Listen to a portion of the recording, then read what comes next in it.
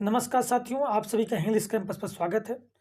MP assistant professor exam जो कि हमारा 9 जून को निर्धारित है, उसके के मद्देनजर आज हम देखेंगे खोई हुई दिशाएं कहानी, जो कि कमलेश्वर की है। अगर हम कमलेश्वर के जन्म की बात करें तो इनका जन्म 1932 के में लगभग हुआ, 1932 में हुआ था और मैनपुरी उत्तर प्रदेश में।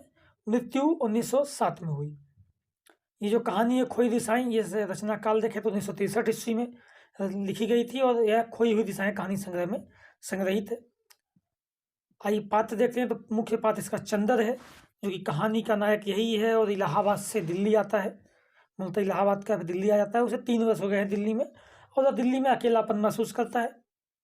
इंदिरा कहानी की मुख्य पात्र है, जो कि चंद्र की पुरानी प्रेमिका है, जिसकी शादी हो चुकी है। वो भी अब दिल्ली में ही रहती है। निर्मला चंद्र की पत्नी है। आनंद एक चंद्र का परिचित है, जो लिजिजा स्वभाव का व्यक्ति है, बहुत ही काइया व्यक्ति है।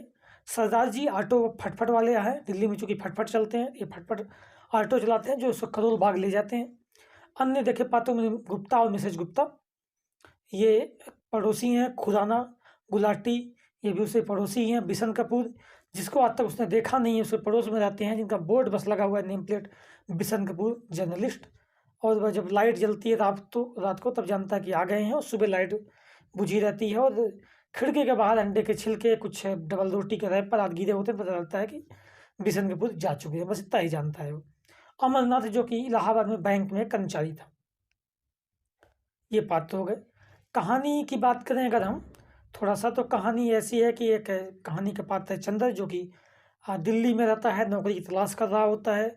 कई सारी न्यूज, दैनिक जागरण, दैनिक भास्कर, तमाम चीज़ें न्यूज ऑफिस में जा जाके इंटरव्यू दे रहा होता है, मिलता है और वह अकेलापन महसूस करता है। उसे 3 साल हो गया है। उसे परिचय में सिर्फ उसकी पत्नी है, जो उसे घर पे है, एक कमरे का मकान है उसके पास।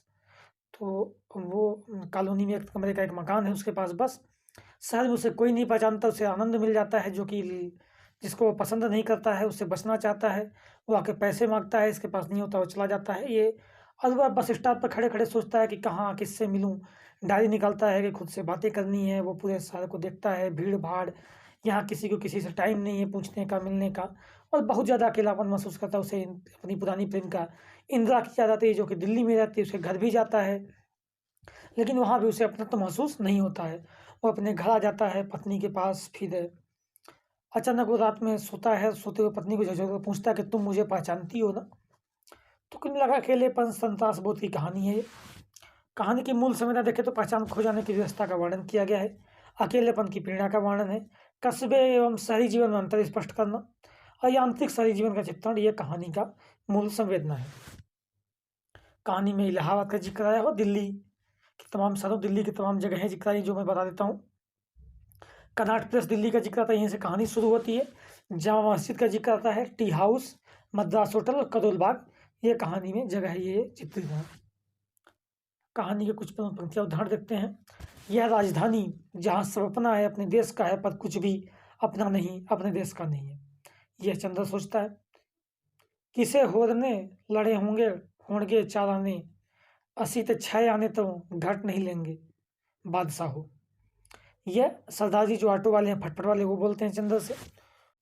उससे और कुछ नहीं चाहिए, परिचय की एक मांग है, और उस अंधेरे में वह सांसों से, गंध से, तन के टुकड़े टुकड़े से पहचानना चाहता है, पुरानी प्रतीति चाहता है। यह चंद्र पत्नी से गले मिलता है, तब सोचता है पत्नी के पास, तनहा खड़े पेड़ों और उसके नीचे सिमटते अंधेरे में अजीब सा खालीपन है। तन्हाई ही सही, पर उसे अपनापन तो है। ये इसके बाद हम कमलेश्वर की अन्य कहानियाँ और कहानी संग्रह देख लेते हैं। राजा निर्वंशिया प्रमुख कहानी इनकी नेट के सिलेबस में भी लगी हुई है। मांस का दरिया, नीली झील, तलाश, बयान, नागमणि, अपना, एकांत, आसक्ति, जिंदा मुर्दे, जाल पंचम की नाक, मुर्दों की दुनिया, कस्बे का आदमी और स्मारक, ये इनकी प्रमुख कहानियां हैं।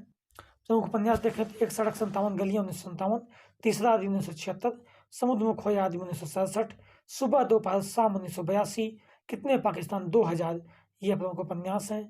कितने पाकिस्तान के लिए इन्हें साहित्य अकादमी 2003 में दिया गया। ये नई कहानी आंदोलन से जुड़े रहे। नई कहानी आंदोलन में इनके साथ राजेंद्र यादव, मोहन राकेश, इन्हीं की 3 तिकड़ी थी, जो नई आंदोलन से अग्रणी रहे, प्रवर्तक रहे। सारिका, विहान, नई कहानियाँ, कथा यात्रा, धर्मयुग आदि पत्रिकाओं के इन्होंने संपादन कार्य भी किया। तो ये है मोहन कमलेश्वर और उनकी कहानी खोई हुई दिशाएं के विषय में संक्षिप्त जानकारी। ठीक है, आगे कुछ और हम टेक्स्ट लेके फिर देखेंगे। धन्यवाद।